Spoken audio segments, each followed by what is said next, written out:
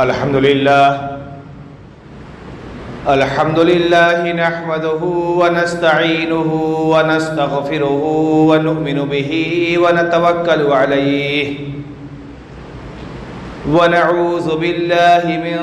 شرور أنفسنا ومن سيئات أعمالنا من يهده الله فلا مضل له ومن يضلله فلا هادي له وأشهد أن لا إله إلا الله وأشهد أن محمدًا عبده ورسوله أما بعد فإن خير الحديث كتاب الله وخير الهدي هدي محمد صلى الله عليه وسلم وشر الأمور محدثاتها وكل محدثة بدعة وكل بدعة ضلالة وكل ضلالة في النار. أعوذ بالله من الشيطان الرجيم. بسم الله الرحمن الرحيم. يا أيها الذين آمنوا اتقوا الله حق تقاته ولا تموتن إلا وأنتم مسلمون. يا أيها الناس اتقوا ربكم الذي خلقكم من نفس واحدة وخلق منها زوجها وبث منهما رجالا كثيرا ونساء واتقوا الله الذي تساءلون به والأرحام إن الله كان عليكم رقيبا. يا أيها الذين آمنوا اتقوا الله وقولوا قولا سديدا يصلح لكم أعمالكم ويغفر لكم ذنوبكم ومن يطع الله ورسوله فقد فاز فوزا عظيما. وقال الله تبارك وتعالى في موضع آخر. بسم الله الرحمن الرحيم. يا أيها الذين آمنوا قوا أنفسكم وأهليكم نارا وقودها الناس والحجارة عليها ملائكة غلاظ شداد لا يعصون الله ما أمرهم ويفعلون ما يؤمرون. محترم حاضرین جمعہ، میرے اسلامی بھائیوں، تمام طرح کی حمد و ثنا کبریائی اور بڑائی کے لائق صرف اور صرف اللہ تبارک و تعالی کی ہی ذات ہے، جو اس پورے کائنات کا خالق ہے، رازق ہے، مالک ہے، وہی معبود برحق ہے، صرف وہی عبادت کے لائق ہے، اس کا کوئی شریک نہیں، اس کا کوئی پارٹنر نہیں، وہ ہر عیب سے پاک ہے، نہ وہ کسی کا باپ ہے نہ کسی کا بیٹا ہے. درود و سلام ہو تمام انبیاء اکرام علیہم الصلوات والسلام کے اوپر، خصوصاً ہمارے اور آپ کے نبی خاتم النبیین سید المرسلین محمد رسول اللہ صلی اللہ علیہ وسلم کے اوپر، ان کی آل و اولاد، ازواج مطہرات، صحابہ اکرام رضوان اللہ علیہم اجمعین کے اوپر، بعد کے آنے والے تابعین، تبع تابعین، محدثین، فقہا اور سلف صالحین رحمہم اللہ کے اوپر، کہ جن کی وجہ سے اسلام ہم تک پہنچا ہے، اللہ کی کتاب ہم تک پہنچی ہے اور ہم مسلمان ہیں. میرے اسلامی بھائیوں، گزشتہ جمعہ کے اندر، اس سے پہلے والے جمعہ میں آپ کے سامنے والدین کے حقوق اور والدین کا کیا حق ہے ہمارے اوپر، اس کے متعلق آپ کے سامنے بات کی گئی تھی۔ آج کے اس جمعے کے اندر والدین کی کیا ذمہ داریاں ہیں، والدین پر بچوں کے کیا حقوق ہیں، اور والدین کے لیے اسلام نے کیا کیا ذمہ داریاں رکھی ہیں، اس کے متعلق گفتگو ہوگی۔ میرے اسلامی بھائیوں، اولاد اللہ تبارک و تعالی کی عظیم نعمتوں میں سے ایک عظیم نعمت ہے، اور اس نعمت کی قدر یا اہمیت ان سے پوچھیں جن کو اللہ تبارک و تعالی نے اولاد کی نعمت سے محروم کر رکھا ہے۔ لیکن افسوس کا مقام ہے کہ ہم میں سے جو صاحب اولاد ہوتے ہیں، جن کے پاس بچے ہوتے ہیں، وہ ان کے حقوق کو، ان کی ذمہ داریوں کو اس طریقے سے ادا نہیں کر پاتے جس طریقے سے اسلام نے ہمیں حکم دیا ہے۔ قرآن کریم کے اندر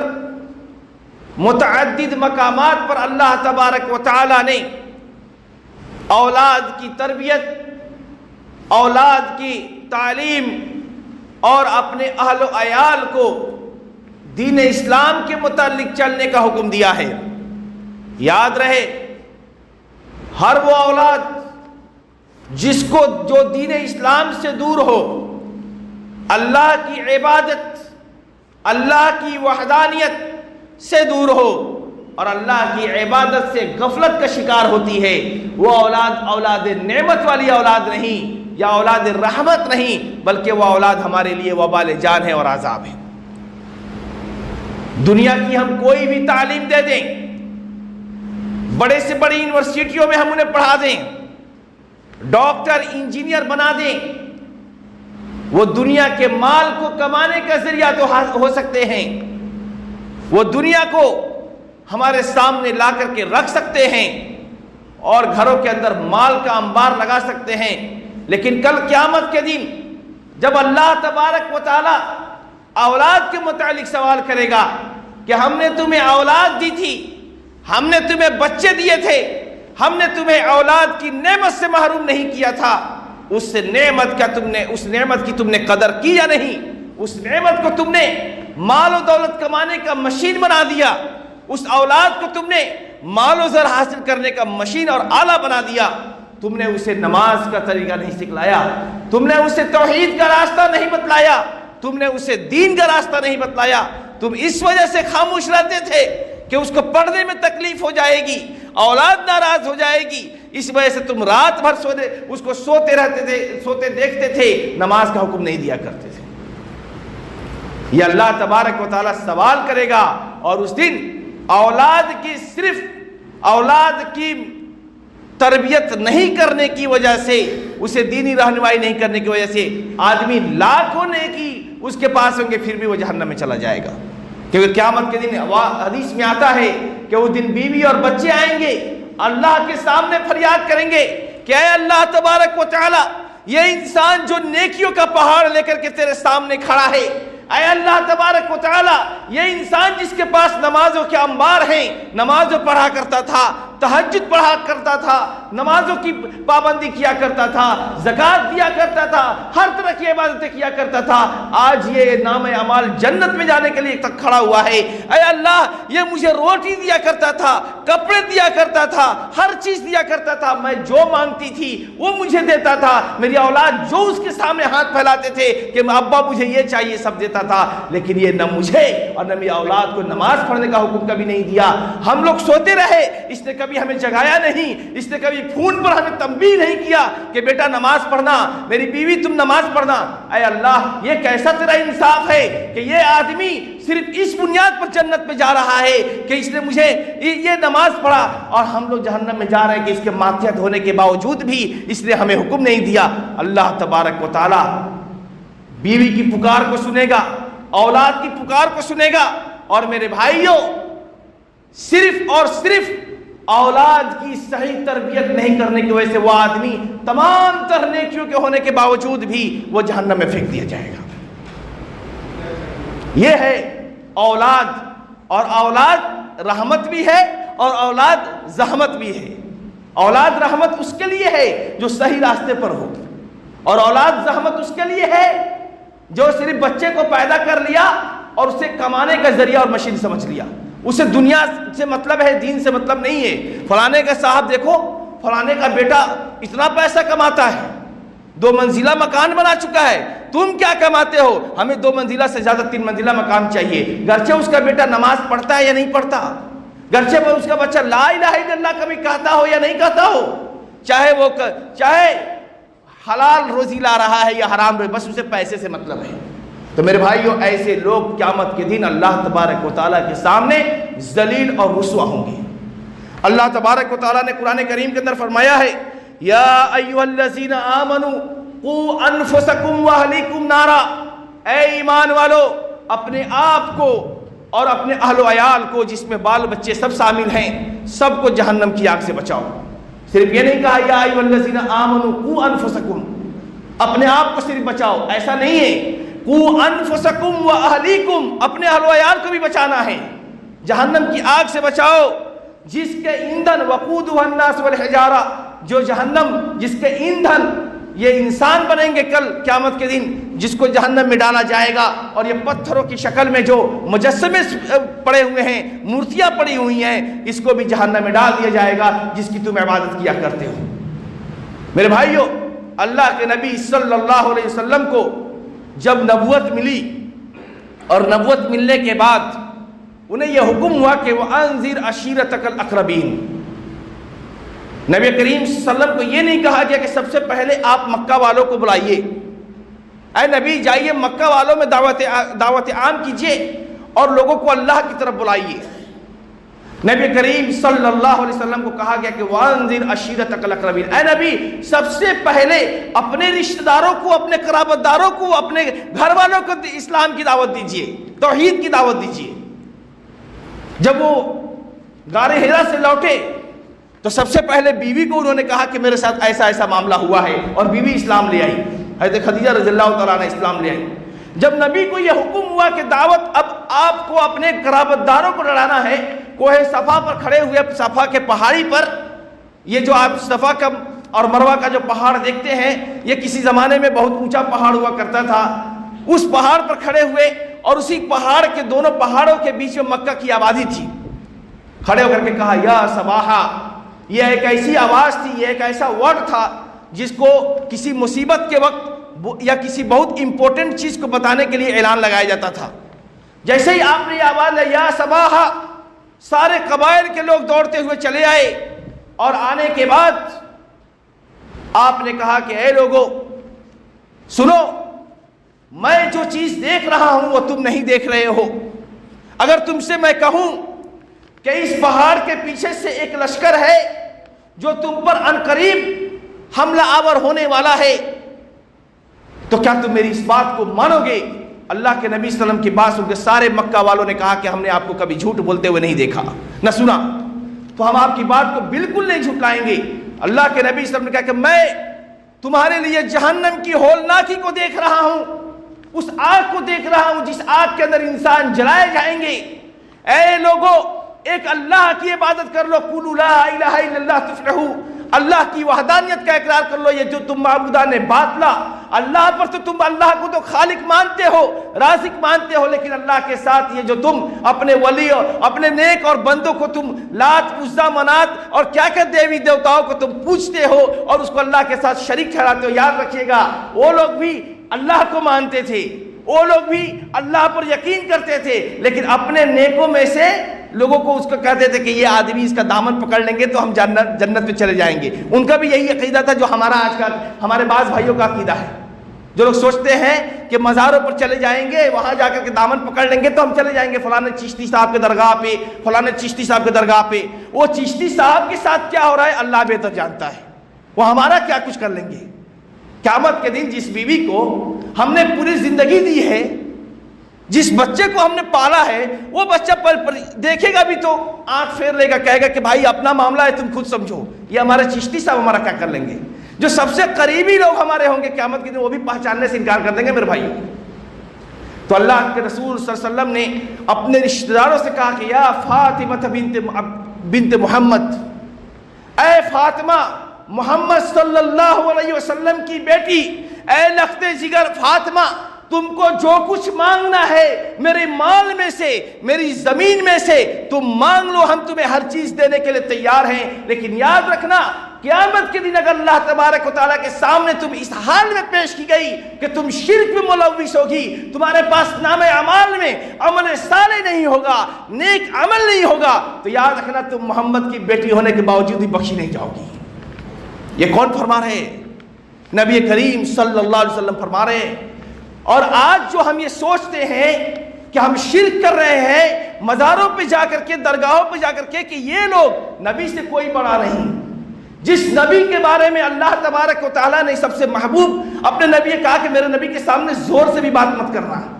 اور انہیں سب سے افضل بشر بنایا, پورے انسانوں میں سب سے افضل, سب سے برتر ہے نبی صلی اللہ علیہ وسلم, ان کے سامنے انبیاء, سارے انبیاء میں سب سے افضل ہے. وہ کہہ رہے کہ اے بیٹی, تم اگر اللہ کے پاس گئی شرک کی حالت میں, تمہارا میں کچھ کام نہیں آنے والا ہوں. اپنے پھوپھی صفیہ کو کہہ رہے ہیں یا صفیہ بنت عبد المطلب, اے عبد المطلب دادا کی بیٹی, میری پھوپھی صفیہ, آپ اگر ایمان نہیں لے آئی, اللہ کی توحید کا اقرار نہیں کیا, تو قیامت کے دن اگر آپ جائیں گی اور اگر شرک ہوگا تو پھر آپ بخشی نہیں جائیں گی. تو کہنے کا مطلب یہ ہے کہ سب سے پہلے جو چیز ہے کہ انسان کو اولاد کی تربیت, اولاد جب اللہ تبارک و تعالیٰ دے رہا ہے تو اولاد کی تربیت اس کے توحید کے مطابق ہونی چاہیے. آپ دنیا کی ساری تعلیم دیں,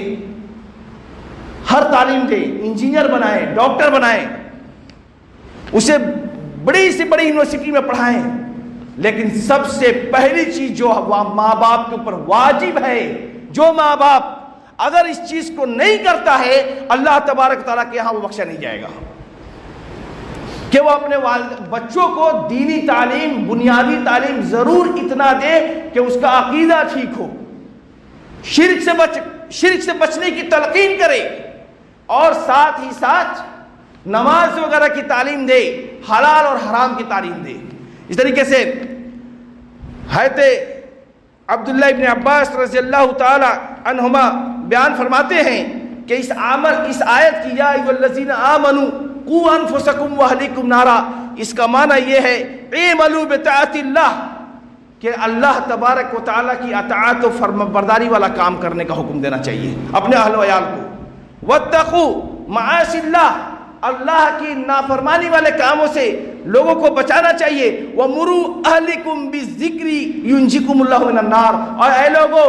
اللہ تبارک و تعالیٰ یہ آیت میں یہ حکم دے رہا ہے کہ اپنے اہل و عیال کو اللہ کا ذکر و اذکار کا حکم دو, یعنی قرآن, نماز وغیرہ کی تعلیم دو, تاکہ وہ جہنم سے آزاد پا جائیں گے, جہنم سے آزاد پا جائیں گے. حضرت لقمان نے سورہ لقمان کے اندر اللہ تبارک و تعالیٰ نے حضرت لقمان کی وصیت کو بیان کیا ہے, جو اپنے بیٹے سے انہوں نے کہا کہ یا بنی لا تشرک باللہ ان الشرک لظلم عظیم. انہوں نے اپنے بیٹے سے سب سے پہلی وصیت یہ کی ہے, حضرت لقمان نے بیٹے سے کہا کہ اے میرے بیٹے, شرک مت کرنا, لا تشرک باللہ ان الشرک لظلم عظیم. اور یہ شرک کیا ہے؟ سب سے بڑا ظلم ہے. ظلم کس نیت سے؟ اگر آپ بڑھاپے کو پہنچ جائیں اور پہنچنے کے بعد اگر کوئی آپ کا مال کو غصب کر لے, یا ابھی آپ کا مال ہے, آپ کا حق جو ہے آپ کی کمپنی اگر چھین لے, سیلری نہیں دے, بلا ضرورت سیلری کٹ کر لے, تو آپ دل میں ضرور کہیں کہ یہ ظالم ہے. جس اللہ نے ہمیں زندگی دی ہے,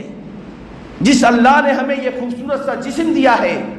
جس اللہ نے ہمیں عبادت کرنے کا مکلف بنایا ہے, اور یہ زمین ہمارے لیے ہموار کی, روزی روٹی, اولاد سب کچھ دیا, اس اللہ کے ساتھ اگر ہم اس کی بندگی میں کسی کو شریک ٹھہرائیں, اور اللہ نے کہا کہ ہمارے سے دعا کرو, ہم سننے والے ہیں, ہم سے مدد مانگو, ہم اس کو مدد مانگنے کے بجائے ہم مزاروں کا چکر لگائیں, تو یہ ظلم نہیں ہے تو کیا ہے؟ یہ ظلم ہے. اس لیے کہا ان الشرک لظلم عظیم, کہ یہ شرک. اسی میں حضرت لقمان اپنے بیٹے سے وصیت کر رہے ہیں، یا بنیا اقیم الصلاۃ، اے میرے بیٹے نماز پڑھو، نماز پڑھو۔ اولاد کی تربیت، سب سے پہلی چیز جو والدین کے اوپر ضروری ہے وہ ہے اولاد کی تعلیم اور تربیت۔ تعلیم میں بھی دینی تعلیم، دنیاوی تعلیم تو دینا ہے، دیجئے، وہ آپ دیں گے نہیں دیں گے وہ مال کمانے کا ذریعہ ہے، لیکن آخرت کمانے کے لیے آپ کو دین کی تعلیم دینی ہوگی۔ قرآن بچہ پڑھے گا، سمجھے گا، تبھی اللہ کو پہچانے گا، اور پہچاننے کے بعد اللہ کی عبادت کرے گا، اور اللہ کی جب عبادت کرے گا تو اللہ تبارک و تعالیٰ اس بچے کی صحیح تربیت کرنے کو آپ کو بھی ثواب دے گا۔ اللہ کے نبی صلی اللہ علیہ وسلم کی ایک حدیث ہے کہ جس کے پاس 3 بیٹی ہیں اور اس نے اپنے تینوں بیٹی کی صحیح تعلیم اور تربیت کی، اس نے اسلام کے احکامات سکھلائے، صحیح عقیدہ کی تعلیم دی، اور دینے کے بعد وہ پردے وغیرہ کے معقول انتظام کے ساتھ وہ رہی، وہ لڑکی اگر نیک ہے تو اس 3 بیٹی کے لیے بدلے میں اللہ تبارک و تعالیٰ اس کو جنت دے گا۔ ایک صحابی کھڑے ہوئے، کہا اللہ کے نبی صلی اللہ علیہ وسلم کسی کے پاس اگر 2 بیٹی ہو تو کہا کہ 2 بیٹی کے لیے بھی جنت ہے۔ تیسرے صحابی کھڑے ہوئے، کہا اللہ کے نبی صلی اللہ علیہ وسلم اگر ایک ہی بیٹی کسی کے پاس ہو تو کہا اگر ایک بیٹی کی بھی اگر کوئی آدمی صحیح تعلیم و تربیت کرتا ہے، دین اسلام کے مطابق اسے پالتا ہے، اسے تربیت دیتا ہے، اور وہ لڑکی اس کو ادا کرتی ہے، اس پر عمل پیرا ہوتی ہے، یاد کر لیجئے گا حافظ بنانا آسان ہے، یہ مت سوچے گا کہ حافظ ہمارا بیٹا ہو گیا، عالم ہو گیا، ہم جنت پہ چلے جائیں گے، حدیث میں آیا ہے، لیکن حافظ کے لیے ساتھ میں عمل کا بھی لفظ ہے۔ حافظ بنا دیا، قرآن رٹا دیا، یہ نہیں، قرآن پر عمل کرنے والا بیٹا اگر ہے تو اس کے باپ کو قیامت کے دن وہ سر پہ تاج پہنایا جائے گا، عمل کرنے والا بھی بیٹا ہونا چاہیے۔ اس لیے اگر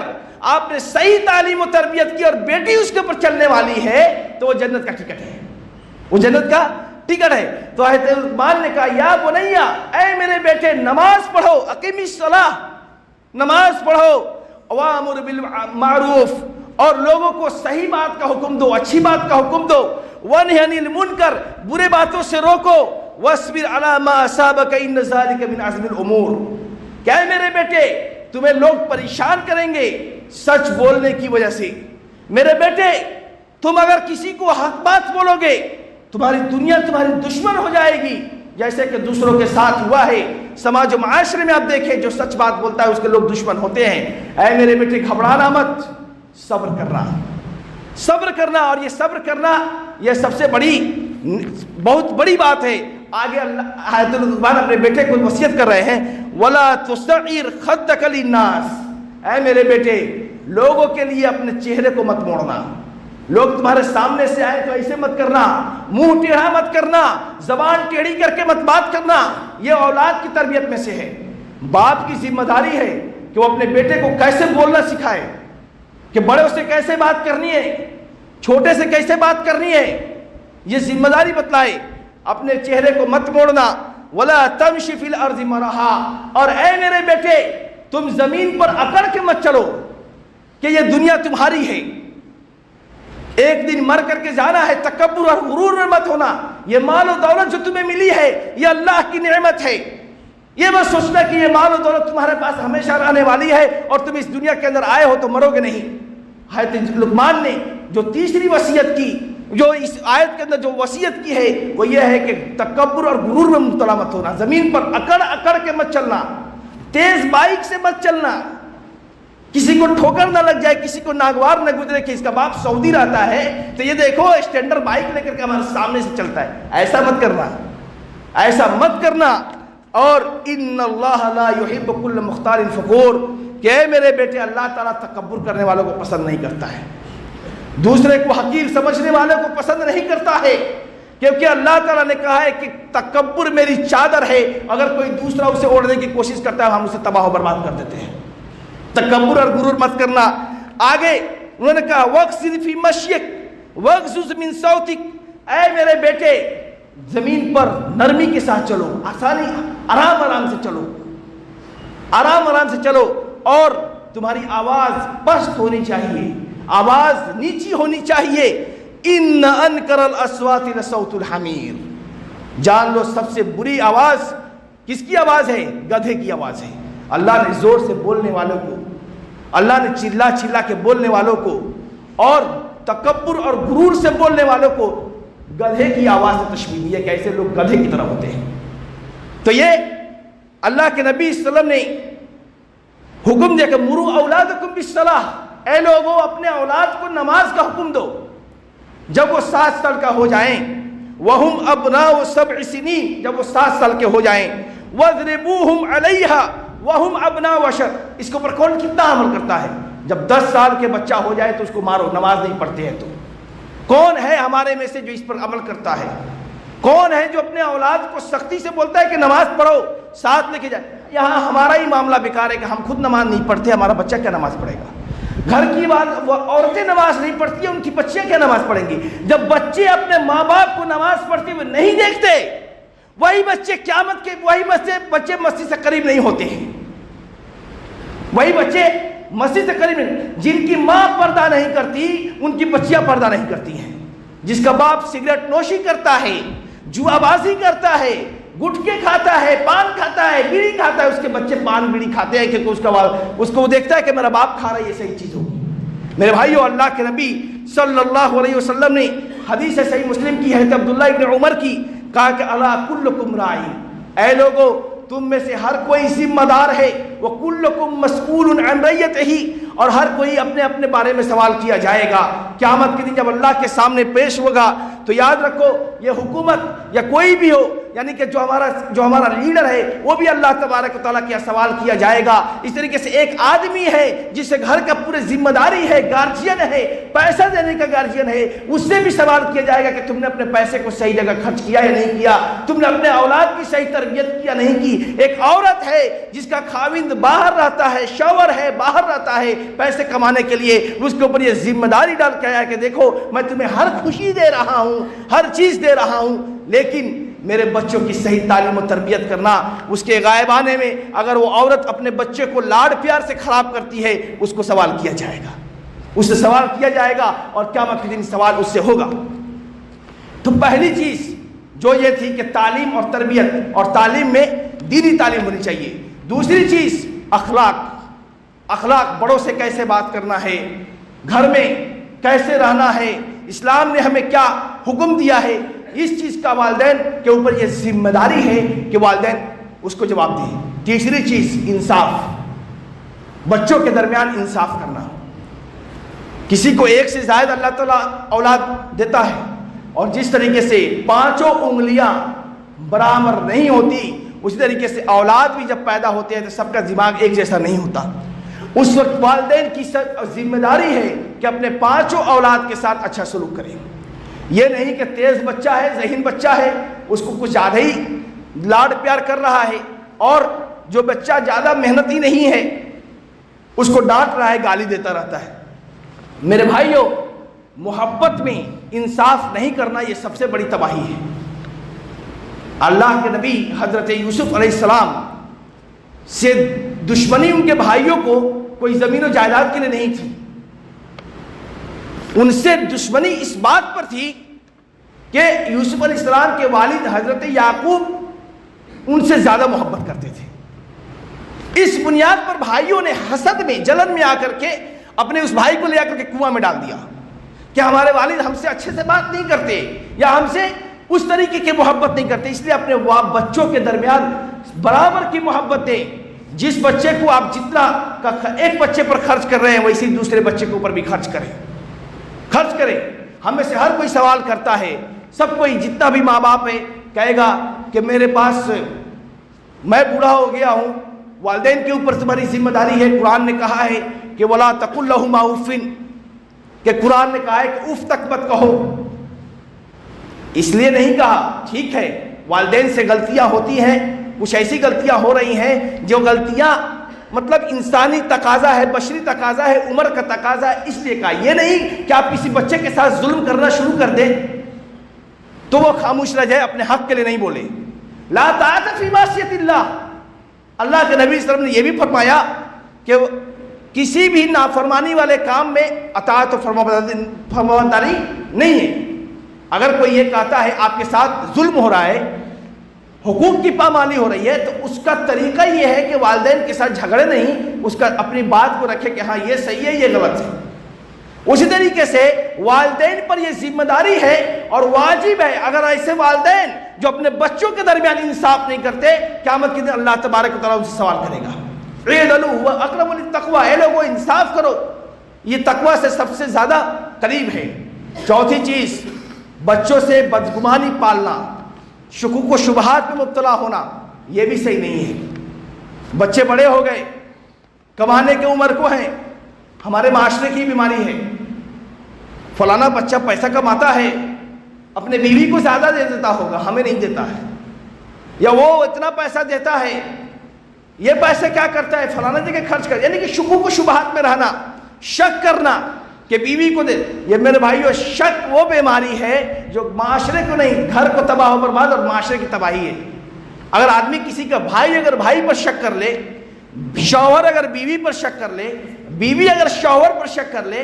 ماں اگر بچوں پر شک کر لے، باپ اگر بچوں پر شک کر لے، یا بچے اگر باپ پر شک کر لے، وہ گھر جہنم کی وادی ہے، کوئی سکون سے نہیں رہتا۔ وہاں ہزار نعمت کے باوجود بھی وہاں کوئی بھی سکون سے نہیں رہتا۔ اس لیے شکوک و شبہات میں مبتلا مت ہو۔ یہ یاد رکھیں کہ والدین کے بھی ایک حقوق ہے جس کو اسلام نے بتلایا ہے کہ والدین کا کیا حق ہے، ماں باپ کا بھی، مطلب بیوی کا بھی حق ہے۔ تو یاد رکھیں کہ جو بچے کی آپ نے جو پرورش کی ہے، وہ چھوٹا سے بڑا ہو گیا، اس کی ہم نے شادی کر دی، اور شادی کرنے کے بعد اب اس کے اوپر اس کے بچوں کی ذمہ داری ہے، بیوی کی ذمہ داری ہے۔ اس لیے اگر آپ سوچیں گے کہ آپ بچہ وہ ہمارے ہی کنٹرول میں یا ہماری مطلب ہر طرح سے ہمارے ہاتھ میں رہے گا، ایسا نہیں ہو سکتا۔ اس لیے یہ سوچیں کہ بچہ اگر میرا حقوق دے رہا ہے، میرا حق دے رہا ہے، میرے ساتھ ناانصافی نہیں کر رہا، تو میں اس کے بعد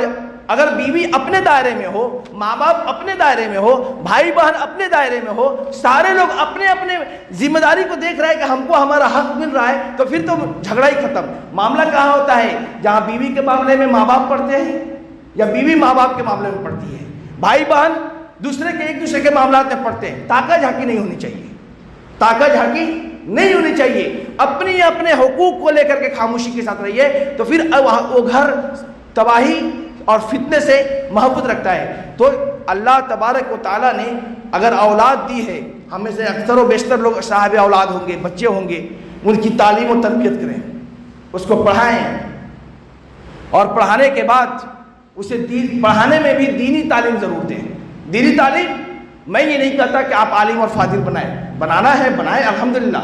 لیکن اگر کوئی چاہتا ہے کہ ہمارا بچہ عالم فاضل نہیں بنے، کم سے کم اس کو عقیدہ کی تعلیم دے کہ اللہ ایک ہے، اس کے ساتھ شریک پر چڑھو، نماز پڑھنے کا طریقہ سکھلائیں، روزہ، یعنی کہ جو بنیادی چیزیں ہیں اس کو کرنے کا طریقہ سکھلائیں۔ اس کے بعد اگر بچہ قرآن پڑھے گا تبھی تو والدین کے ساتھ اچھا سلوک کرے گا، نہیں پڑھے گا تو اس کو معلوم ہی نہیں ہے۔ دوسرا،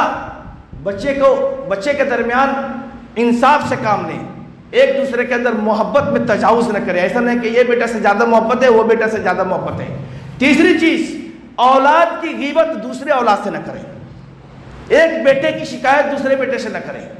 ایک بیٹی کی شکایت دوسرے بیٹی سے نہ کریں، ایک بہو کی شکایت دوسرے سے نہ کریں۔ یہ ہمارے یہاں ہوتا ہے، ایک بیٹے کی شکایت اس سے، اس بیٹے کی شکایت اس سے، ایسا ہوتا ہے تو آپسی محبت ختم ہو جاتی ہے، بھائیوں کے درمیان جو ہوتی ہے وہ محبت ختم ہو جاتی ہے۔ چوتھی چیز، شک نہ کریں۔ اللہ تبارک و تعالیٰ سے دعا ہے کہ اللہ تبارک و تعالیٰ ہمیں صحیح اور صحیح طریقے سے اولاد کی تربیت کرنے کی توفیق عطا فرمائے۔ اللہ تبارک و تعالیٰ ہمارے اولاد کو نیک اور صالح بنائے۔ اللہ تبارک و تعالیٰ ہمارے بچوں کو دین تعلیم سے آراستہ کرے اور انہیں ہمارے لیے جنت کے حصول کا ذریعہ بنائے۔ اللہ تبارک و تعالیٰ ہم میں سے جو لوگ گناہگار، ہم میں سے جو لوگ بیمار ہیں، اللہ تبارک و تعالیٰ ان کی شفایابی عطا فرمائے۔ جو لوگ پریشان ہیں، اللہ تبارک و تعالیٰ ان کے لیے پریشانیوں سے نجات عطا فرمائے۔ اللہ تبارک و تعالیٰ ہمارے مسلمان بھائیوں کی حفاظت فرمائے۔ اللہ تبارک و تعالیٰ فلسطین اور اہل فلسطین کے مسلمان بھائیوں کی حفاظت فرمائے۔ ان معصوم بچوں کی